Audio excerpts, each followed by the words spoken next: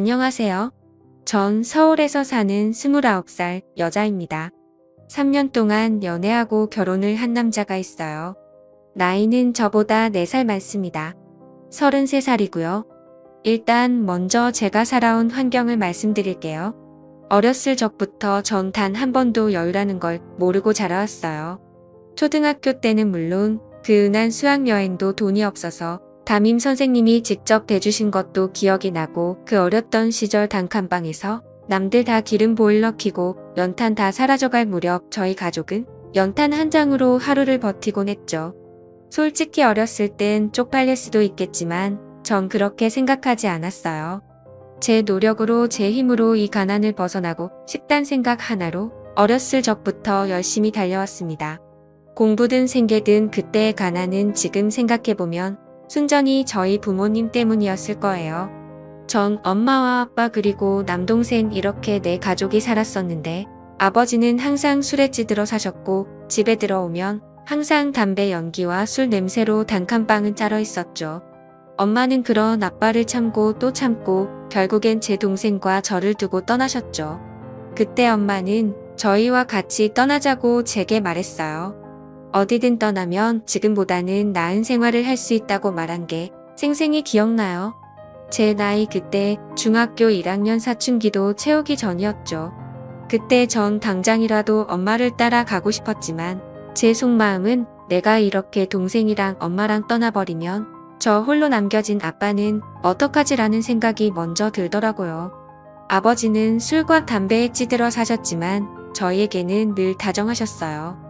주변에 술 먹고 가족 때리고 협박하고 그런 일은 단 한 차례도 없었죠. 그래서 그런가 어릴 때 전 아빠를 떠날 수 없었죠. 그렇게 가난은 계속됐고 가족의 도움 없이 혼자 독하게 공부했습니다. 지금 생각하면 정말 15도 안 되었던 나이에 어떻게 그렇게 열심히 공부했나 몰라요. 고등학생 때까지 쉬지 않고 앞만 보고 독하게 공부했으니까요.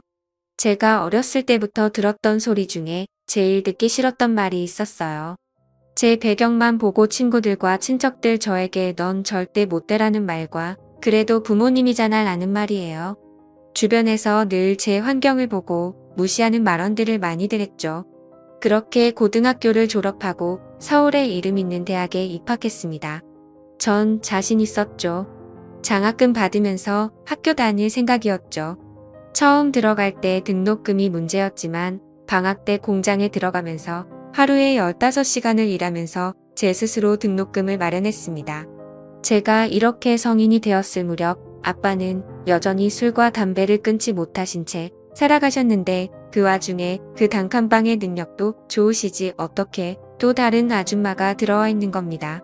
그 여자도 참 그런 거지 같은 집구석에 뭘 보고 들어와 있는 건지 전 도저히 이해할 수 없었습니다. 그렇게 저와 제 동생에게 소개를 하는 듯 앞으로 우리 엄마 될 사람이라고 엄마라 부르랍니다. 저희는 거부했죠. 싫다고. 그때였습니다. 제 동생과 처음 심각하게 혼이 났어요. 아빠한테 그 순간 제 마음속 깊이 담겨있던 후회가 터졌나 봐요. 엄마가 떠나자고 했을 때가 생각이 혹 나는 거예요. 그러면서 얼마나 울었는지 전 꿈이 있었습니다. 제 스스로 이 가난을 벗어나고 싶다고 늘 다짐했습니다. 그래서 제 동생도 제가 꼭 이 가난을 벗겨내주고 싶었죠. 그렇게 장학금 받아가며 대학을 졸업하고 바로 대기업에 취직했습니다.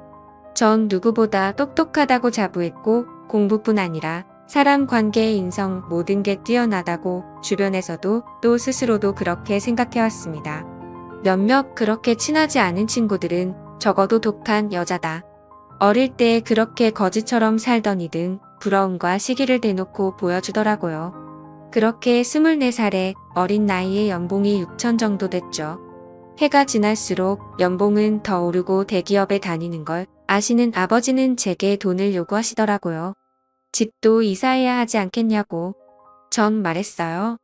여태 제가 이렇게 혼자 노력해서 이 자리까지 왔는데 아빠는 도대체 제가 이렇게 지낸 세월 동안 뭘 하셨단 거죠?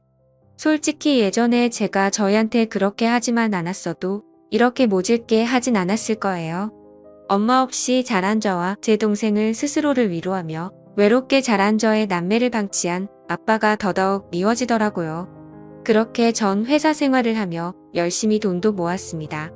보통 동료 직장들 보면 입사하자마자 대출 받아서 차 사고 대출 안 받아도 2년 차만 돼도 차는 기본으로 깔고 다니더라고요.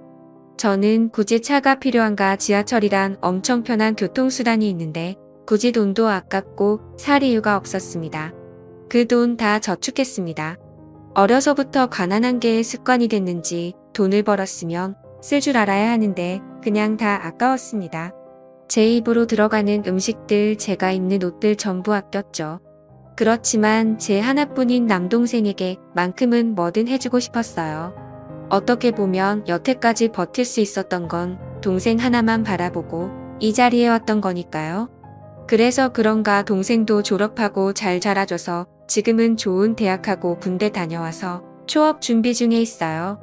군대에 있을 때 매달 50만 원씩 용돈 보내줬는데 제대하고 나서 저한테 1,000만 원을 주더라고요.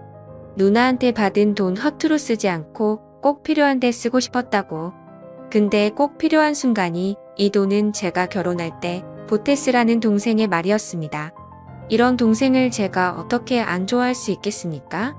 그렇게 지내오다가 회사 동료랑 우연히 술자리를 같이 하다가 만난 남자가 있었습니다.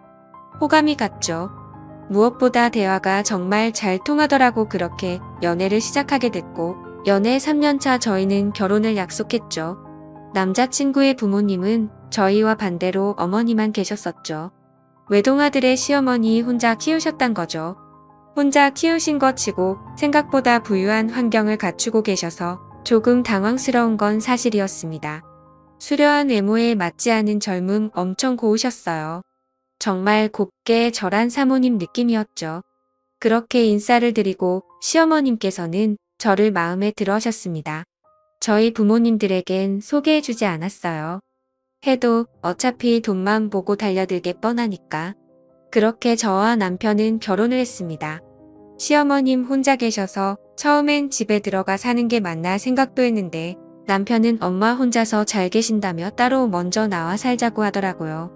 그래서 전 뭐 아무래도 그게 조금 더 편할 것 같지만 한편으로는 걱정도 되긴 했죠. 그렇게 결혼 생활을 하면서 전역한 지 얼마 안 된 동생한테 연락이 한 통 왔어요. 누나 혹시 매형 지금 집에 있어? 라고 물어봤죠. 아니 오늘 회사 사람들이랑 회식 있어서 늦는다고 말했죠. 그러자 동생은 놀라지 말라며 절 진정시키고는 친구들이랑 놀고 있는데 유흥가 근처 업소에서 매형이 다른 여자랑 밖으로 나와 숙박업소로 들어가는 걸 목격했다는 겁니다. 전 당장 집 밖으로 뛰쳐나가 동생이 있는 곳으로 갔죠. 동생은 제 남편이 들어간 모텔 옆에서 지키고 있었고 모텔 주인에게 물어보니 들어간 호수는 말해줄 수 없다며 제가 들어가는 걸 막았죠. 어쩔 수 없이 그곳에서 계속 기다렸어요. 동생은 돌려보냈죠. 제가 알아서 하겠다고 전화는 한이 받지 않았고 동생이 가고 난 뒤에 1시간이 지났을까 딱 봐도 술집 여자처럼 보이는 여자랑 같이 나오는 것이었죠. 저는 바로 달려가서 남편을 후려 갈기고 머리채를 쥐어잡았습니다. 그리고 그 여자가 말리길래 그 여자 머리도 쥐어잡았습니다. 완전 이성을 잃은 상태였죠. 그때였어요. 어디서 멀리 들어봤던 목소리로 지금 뭐하는 짓이야 라는 소리와 함께 소리가 나는 쪽을 쳐다보는 순간 뺨을 맞았습니다. 제 뺨을 때린 사람은 제 시어머니셨습니다. 전 너무 당황스럽고 지금 이 상황은 무엇이지?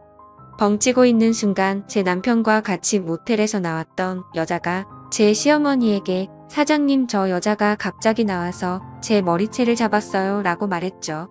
사장님 대체 이게 다 무슨 일이냐고 말하니까 제 시어머니는 술집 마담이셨던 겁니다. 지금 생각해보니 그 외모와 어울리는 직업이었죠. 홀어머니가 어떤 능력이 있기에 지금 사는 집도 엄청 좋고 궁금하긴 했었는데 너무 충격이었죠. 그래서 시어머님께 말씀드렸어요. 이 사람 언제부터 이런 곳에 들락날락했냐고. 그랬더니 그냥 잠깐씩 가게 와서 도와주는 식으로 핑계를 대더라고요. 이에 아가씨랑 같이 나온 것도 손님이랑 있다가 제 남편이 마중 나온 거라고.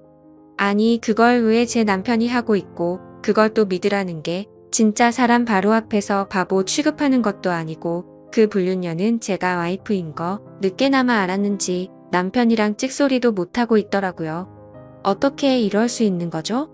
아니 어떻게 지 자식이 대놓고 딴 여자랑 바람을 피우고 있는데 저걸 감싸주는 시어머니가 더 납득이 되질 않았습니다. 저는 그 자리에 힘이 빠져 주저앉아서 눈물만 흘렸습니다. 그때 제 남동생이 가지 않고 상황을 지켜보다가 남편에게 다시는 내 눈에 띄면 가만 안 둔다고 하고 절 부축하며 집으로 돌아왔습니다. 그날 이후로 이혼 소송을 바로 준비 중에 있습니다. 그나마 아이가 없다는 거에 정말 천운이라 생각해야죠. 앞으로 저에게 사람이란 제 친동생 빼고는 아무도 못 믿을 것 같습니다.